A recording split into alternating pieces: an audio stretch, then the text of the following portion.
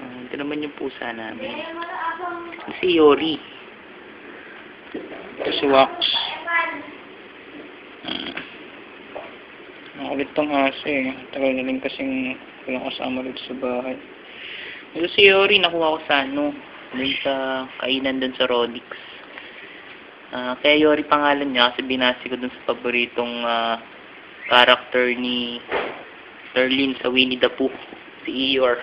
Kaya Yori. Kulay gray din siya. Kaya yung pinangalan ko.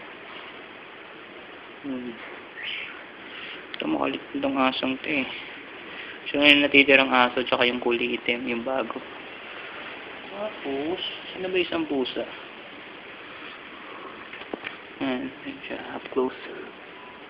Ayan, diba? Yung aso. Kakamot na naman. Ayan.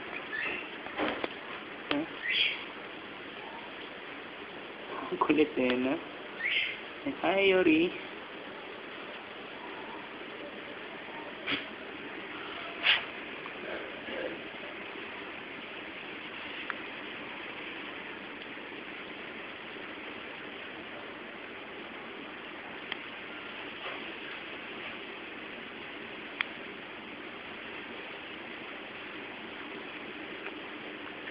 Ox.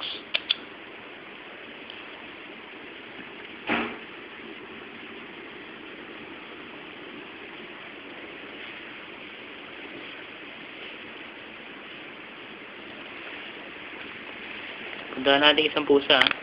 Ayan. May isa, si Miming. Ito yung una namin pusa. Itong kulay orange. Tapos, sulit ko na po ito. Dati mag-aaway yan eh. Pero ngayon, friends na sila. Hilig sa pagkain to.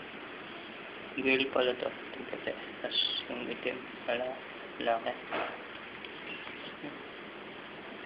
Miming, quick, quick, quick, quick.